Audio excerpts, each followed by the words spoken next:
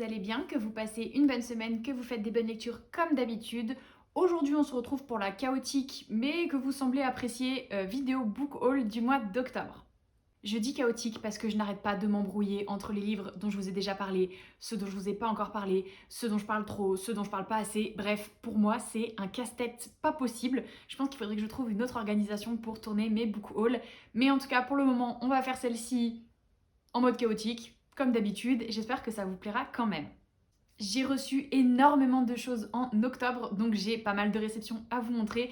Pour essayer de structurer un petit peu tout ça, j'ai fait plusieurs catégories, comme si on était, je sais pas, aux Oscars, au César ou je ne sais quoi. Je vais d'abord vous montrer mes achats, ensuite les cadeaux qu'on m'a fait, ensuite les services de presse que j'ai déjà lus, donc dont je vous parlerai pas trop puisque j'en ai déjà parlé dans ma vidéo précédente qui était mon bilan lecture du mois d'octobre. Et pour finir, je vous parlerai de ces services de presse ou de ces réceptions que j'ai faites, dont je n'ai pas encore parlé, que je n'ai pas encore lu, donc je parlerai un petit peu plus de ça, j'essaierai de détailler un petit peu plus. Sans plus tarder, let's go pour la vidéo book haul. Je vais commencer avec mes petits achats qui sont au nombre de 3 pour ce mois d'octobre. Je trouve qu'on a été plutôt raisonnable étant donné qu'il y avait quand même pas mal de sorties qui me tentaient beaucoup. J'ai su résister, à savoir aussi que dans ma cachette en librairie, j'ai quand même pas mal de livres qui attendent. Vont-ils être achetés? Vont-ils être reposés? Je ne sais pas, mais en tout cas, ils sont bien là. Oui, pour ceux qui ne savent pas, je suis libraire et en fait, c'est une tragédie dans ma vie parce que du coup, comme je mets les livres en rayon, bah je les vois, donc ils me tentent. Donc souvent, ce que je fais, c'est que quand je vois un livre qui me tente, bah j'en mets un de côté et je le cache. J'ai une petite cachette en librairie sous mes tables, enfin la cachette de la honte, puisque souvent elle regorge de livres. Si je les achetais tous, en fait, je n'aurais pas de salaire. C'est-à-dire que je reverserais mon salaire à l'entreprise qui me verse mon salaire. Tu connais, c'est un circuit économique très très court, pas du tout avantageux pour moi, et qui me laisserait à la rue en fait, sans nourriture, sans toit, sans chauffage, avec l'hiver qui approche, c'est pas l'idéal quand même.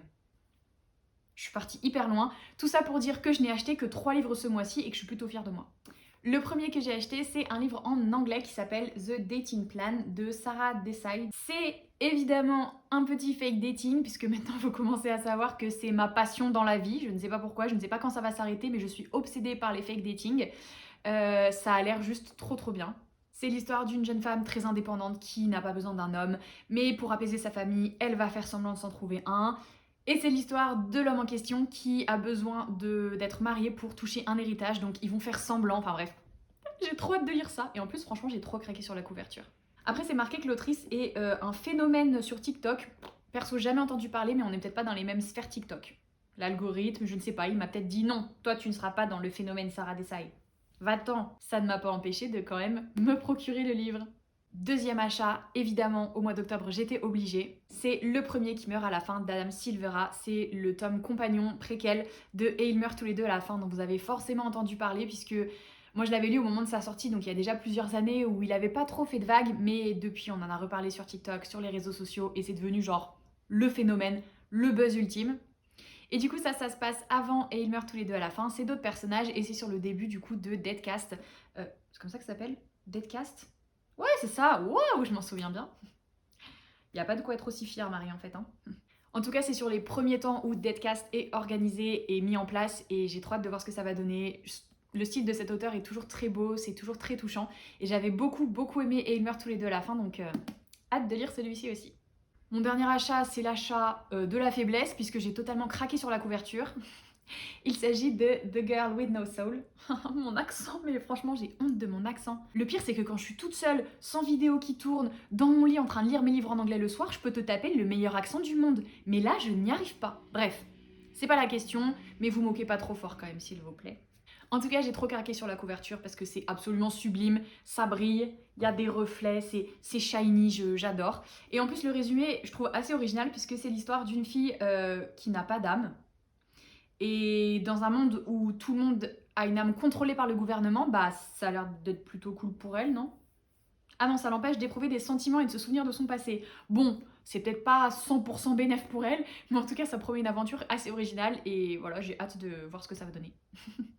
On dirait vraiment que je l'ai acheté que pour la couverture et que je découvrais le résumé maintenant, mais je vous promets que j'ai craqué sur la couverture et après lu le résumé. Dites-moi vous si vous achetez un livre que pour la couverture ou s'il faut quand même que le résumé vous tente. Racontez-moi comment ça se passe dans votre petit processus d'achat. Passons donc à la deuxième catégorie de ce haul et il s'agit des cadeaux qu'on m'a fait. La première chose que je voulais vous montrer, c'est pas des livres, c'est des illustrations et des marque-pages dont je suis trop fan. C'est la nouvelle collection de la boutique Magic Think Shades. C'est la boutique de mon amie Soraya dont je suis absolument fan depuis le début. J'aime trop son style, j'aime trop son univers. En plus, c'est une personne adorable qui mérite vraiment d'être soutenue. Elle fait un travail de dingue. Bref, j'arrête de fangirler, mais je vous montre quand même rapidement la collection parce que elle est vraiment trop chou. Regardez, il y a des petits marque-pages. Je sais pas si je suis bien cadrée, mais on va dire que oui. Petit marque-page champignon. Encore petit marque-page champignon, je crois que lui c'est mon préféré. Des petites feuilles. Des petites théières. J'aime trop. Et il y a aussi des illustrations comme ça qui sont absolument magnifiques. Je vais un peu vite, hein, je sais, mais je vous mettrai dans la description de la vidéo le lien vers sa page Instagram et sa boutique Etsy. Voilà, je voulais juste vous montrer ça parce que j'ai trop fangirlé, que je montre souvent les marque-pages que j'ai d'elle sur mon compte Instagram et qu'à chaque fois vous me dites c'est trop beau, je veux les mêmes, etc. Donc je vous conseille vraiment d'aller voir ce qu'elle fait parce que c'est absolument sublime. Autre cadeau qu'on m'a fait durant ce mois d'octobre, il s'agit d'une romance de Noël qui s'appelle Au cœur d'une nuit de Noël de Erika Boyer qui a été publiée aux éditions Hugo Poche. C'est mon amie Léa qui m'a offert ce livre puisqu'elle sait que je suis fan des romances de Noël et d'ailleurs je vais commencer à en lire plein. C'est l'histoire, je pense que c'est un Friends to Lover. C'est pas forcément la trope que je connais le mieux, mais j'ai envie de dire why not, donc à voir ce que ça va donner. Toujours avec bien sûr l'ambiance de Noël, Christmas cocooning, tu connais. Hâte de voir ça. Et merci Léa. Et je dis pas merci que pour les cadeaux, toi-même tu sais, sans toi j'aurais déjà perdu la tête depuis longtemps. Ensuite, et comme le mois dernier, j'ai été pourri gâtée par Cultura qui m'ont envoyé 5 livres. On commence avec 2 petites romances, Gods of Love de Eugénie Dillens et Scottish Rhapsody de Delinda Dane. C'est 2 livres aux éditions Hugo Poche et c'est 2 petites romances qui ont l'air fort sympathiques. Celle-ci, c'est réécriture de la mythologie grecque, donc évidemment, moi, je suis là pour ça. En plus, je vais avoir l'occasion de voir l'autrice au salon de Montreuil, donc je suis plutôt contente. Je vais pouvoir le faire dédicacer. Et celui-ci, j'avoue que je sais pas pourquoi, la couverture, le résumé, ça m'a trop donné envie. Ça a l'air d'être pas forcément du fake dating, mais en tout cas, il y a une relation un peu contrainte et forcée. Alors, dit comme ça, c'est horrible, Marie. Oh, je m'en suis rendu compte au moment où les mots sont sortis de ma bouche. Comment je peux expliquer ça différemment? Malgré tout, c'est quand même un peu ça. En fait, le résumé dit que l'héroïne retourne sur sa terre natale, donc en Écosse, après ne pas y être allée pendant des années pour l'enterrement de son grand-père. Et elle va découvrir qu'en fait, une des conditions pour toucher l'héritage, c'est de se marier à un mec d'une autre famille. Enfin bref, on va dire que c'est du fake dating du coup, même si je suis vraiment perturbée par les phrases que j'ai prononcées avant. Excusez-moi, on enchaîne, on passe à autre chose, mais en tout cas, j'ai hâte de le lire et de voir ce que ça va donner aussi. On est déjà de retour sur du chaotique, c'est top. Ils m'ont ensuite envoyé Le Monde des Premiers de Lucy Thomasson qui a été publié aux éditions Naos. Celui-ci, quand il est sorti en librairie, il me faisait trop de l'œil. Ça a l'air d'être un peu de la fantaisie. C'est marqué 6 familles, 6 royaumes, 6 pouvoirs uniques. Et puis une formation. Enfin, ouais, je peux pas vous en dire plus, hein, je l'ai pas lu, mais déjà j'ai craqué sur la couverture. Et voilà, ça avait l'air cool, donc j'ai hâte de le lire. Meilleur argument de vente là. Ensuite, ils m'ont envoyé Le Dernier Lion d'Albâtre qui a été publié aux éditions Gulfstream. Encore une fois, la couverture de toute beauté. Et en plus, ce qui m'avait fait craquer au moment où il est arrivé en librairie, c'est que quand on enlève la jaquette, ça fait une carte. Oh, une carte du monde. J'adore. Il a l'air très beau et le résumé m'a envoyé des très bonnes vibes hein, entre mythologie et fantastique. C'est marqué une aventure initiatique dans un univers magique et mystérieux nourri de mythologie orientale, explorant des thèmes riches et profonds. Je suis là pour ça. Encore une fois, j'essaie pas de vous faire un résumé parce que ça va partir dans tous les sens, mais franchement, beau, bien, j'ai hâte. Dans un style totalement différent, le dernier livre que Cultura m'a envoyé, c'est La Petite Librairie de Riverside Drive, publié aux éditions Charleston. Là encore, la couverture, j'ai trop craqué puisque 99% de mon temps, j'ai envie d'aller à Londres et là, ça crie Londres. Ça crie Londres, ok? Je pense que c'est un roman contemporain qui frôle avec le roman historique parce que d'après ce que j'ai compris, on va plonger dans une librairie et à force de connaître les clients et les habitués du coin, bah on va peut-être explorer des histoires de famille, des côtés un petit peu plus historiques de la librairie. Enfin bref, je ne sais pas, mais ça a l'air vraiment bien. Et puis de toute façon, quand ça se passe dans une librairie, ça ne peut être que bien parce que c'est les livres, c'est la passion, c'est la lecture et ça donne envie.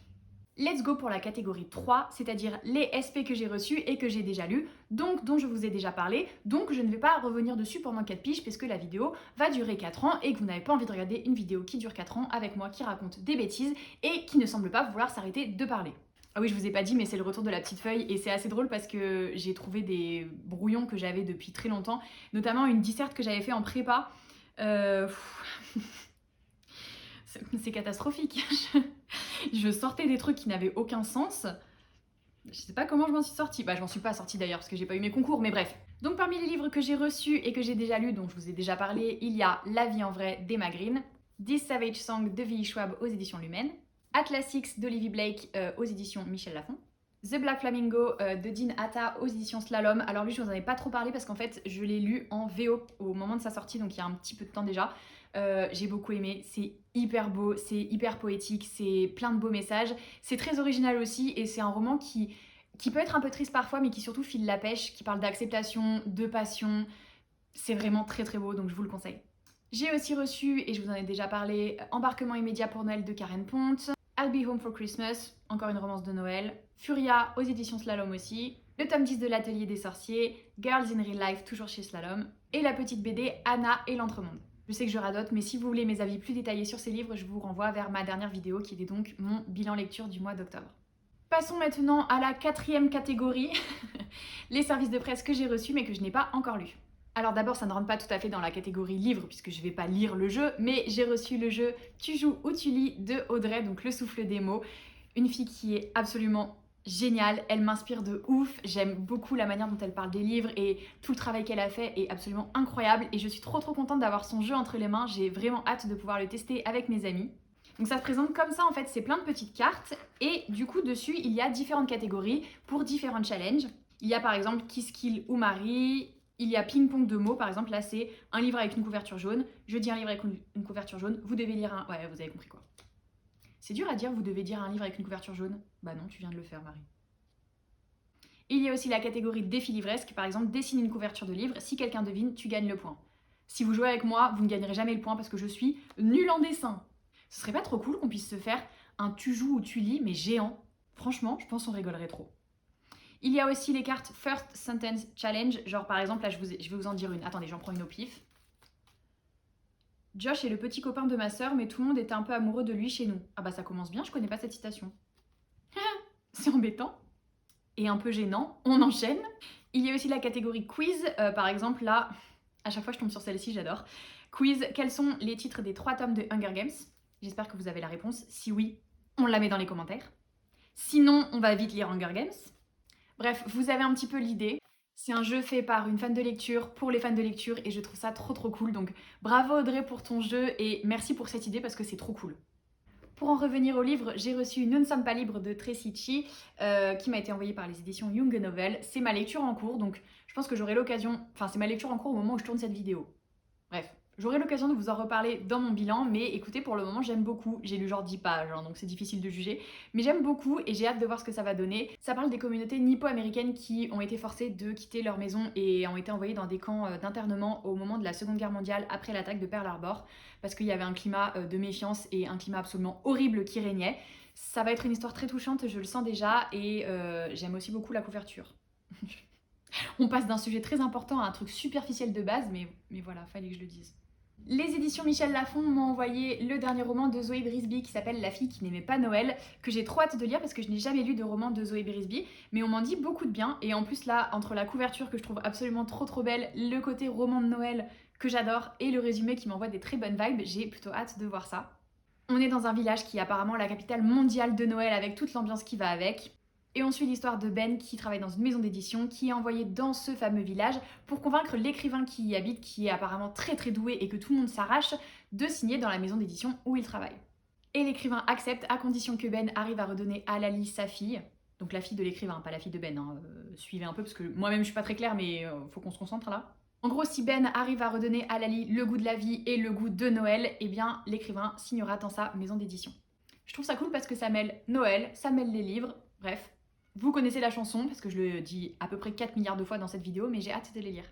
Les éditions de Saxus m'ont envoyé le tome 2 de Serpent and Dove, qui s'appelle donc Blood and Honey. Je vous avais déjà parlé du tome 1 que j'avais adoré alors qu'il était bourré de clichés, donc j'ai hâte de voir si celui-ci est tout autant bourré de clichés, et surtout si je vais accrocher, parce que peut-être que j'avais un seuil de tolérance plus bas, je ne sais pas, mais en tout cas, hâte quand même de lire celui-ci, j'aime beaucoup les couvertures. Ça parle de sorcières, ça parle de chasseurs de sorcières, ça parle de fake dating, bref, c'est validé et j'ai hâte de lire. Dans un registre totalement différent, Brio Ado m'a envoyé mon dico d'ado. Alors, pour des raisons évidentes, je ne vais pas lire le dico de A à Z, tu vois. Mais je l'ai déjà un petit peu feuilleté et je trouve qu'il est hyper bien fait. Il y a plein de thèmes différents et c'est pas comme les dicos d'ado un peu bébêtes qu'on peut avoir ou qu'on avait pour rigoler. Voilà. Là, il y a vraiment des sujets sérieux, il y a des intervenants sérieux aussi. Enfin, je trouve que c'est hyper intéressant. Ça aborde plein de thèmes avec beaucoup de bienveillance. Ça a vraiment été un travail de ouf pour le réaliser, ça se sent parce que quand tu vois les remerciements, les dossiers explicatifs, etc., je sais pas ce que je fais là, je le tourne dans tous les sens. En tout cas, je trouve ça vraiment chouette et j'ai hâte de le feuilleter un petit peu plus et j'ai hâte d'ici peut-être 1 ou 2 ans de le passer à mes neveux et nièces parce que je pense qu'ils auront les réponses aux questions qui se posent. Les éditions Les Escales m'ont ensuite envoyé L'amour de ma vie de Rosie Walsh. J'avais déjà lu un roman de cette autrice. Je me souviens plus du titre, mais il m'avait fait chialer tout ce que j'avais. J'avais été bouleversée par ce roman et j'avais énormément aimé le style de l'autrice, donc j'ai trop hâte de la retrouver dans celui-ci. C'est l'histoire d'Emma qui a une vie en apparence parfaite, mais qui tombe malade et en fait son mari est en train de préparer, alors dit comme ça c'est un peu glauque, mais il y a un contexte quand même pour expliquer ça, mais bref, son mari est en train de préparer sa nécrologie et en fait en fouillant un petit peu dans le passé de sa femme, il va se rendre compte qu'elle avait une autre vie totalement différente avant et qu'il y a plein de choses en fait qu'il ne sait pas sur elle. Hyper intriguant, je pense que ça va être très prenant, très touchant aussi, donc je vais pas le redire, et puis si, tiens, je vais le redire, trop hâte de le lire. Les éditions Le Robert m'ont envoyé l'essai de Christelle Dabos qui s'appelle Et l'imagination prend feu, c'est ses secrets d'écriture, c'est ses techniques, ses tutos, ses petits tips, c'est tout ce qu'elle a un peu mis en place pour arriver à écrire les best-sellers qu'on connaît aujourd'hui, donc La Passe Miroir, que je n'ai toujours pas lu, soit dit en passant. Shame. En tout cas, écrivant moi-même, j'ai très hâte de lire ce livre et j'espère que ça va m'inspirer, j'espère que ça va me parler et je trouve de toute façon toujours très intéressant d'entendre les gens parler de leur technique d'écriture, de leur processus. À chaque fois, tu te dis waouh, c'est exactement ce que je fais, ou à l'inverse, tu te dis waouh, c'est pas du tout ce que je fais, mais du coup, c'est encore plus intéressant et c'est toujours très enrichissant. Les éditions Hachette Heroes m'ont envoyé ce gros beau bébé. Il s'agit du Temps des sorcières de Alix E. Harrow. Ça parle de sorcières apparemment à travers les âges, ça parle de féminisme, de communauté, de sororité, de magie bien sûr. Donc j'ai plutôt hâte de le lire. Après, il est quand même très gros. Oula. Et puis en plus j'ai failli m'assommer avec. Bah super. Donc je ne sais pas trop quand est-ce que je vais le lire, mais en tout cas il a l'air vraiment cool et vraiment la couverture est très belle. Dernière réception qui me vient des éditions Page Turner, il s'agit de Twin Crowns qui va être publié aux éditions Bayard du coup le 18 janvier 2022. Ah bah non, 2023 du coup Marie, je suis stupide. Déjà évidemment j'adore la couverture, vous saviez que j'allais dire ça mais en même temps elle est trop belle. Et en plus le résumé m'envoie trop des bonnes vibes. Déjà la petite phrase d'accroche c'est « On ne peut pas détruire la magie, elle retrouvera toujours son chemin ». Et c'est apparemment l'histoire de 2 sœurs qui sont très opposées puisqu'il y en a une qui défend la magie, l'autre pas du tout, une qui doit monter sur le trône et l'autre qui essaye de prendre sa place pour justement remettre la magie sur le devant de la scène. Enfin bref, encore une fois, je vais pas essayer de vous faire un résumé d'un livre que je n'ai pas lu, mais ça a l'air vraiment cool et j'ai hâte de le lire. Je pense que je vais me le garder du coup plutôt pour la fin d'année, pour le lire plus proche de la sortie, mais hâte de vous en reparler. Et voilà. Je vous avais dit qu'il y avait beaucoup de livres, hein, et encore je les ai pas tous mis parce que sinon on me voit plus, donc bref. J'espère que la vidéo vous a plu, comme d'habitude n'hésitez pas à me dire si un des livres dont j'ai parlé vous tente, si vous en avez lu un, ou ce que vous avez reçu, lu, acheté, enfin bref, ce que vous avez fait au mois d'octobre. Comme d'habitude aussi, un petit pouce en l'air, un petit commentaire, un petit abonnement, ça me fait toujours très plaisir, et je vous fais des gros bisous, je vous dis à très vite pour une prochaine vidéo. Faut qu'on me voit derrière la pile. Bisous. Oh, je suis coincée.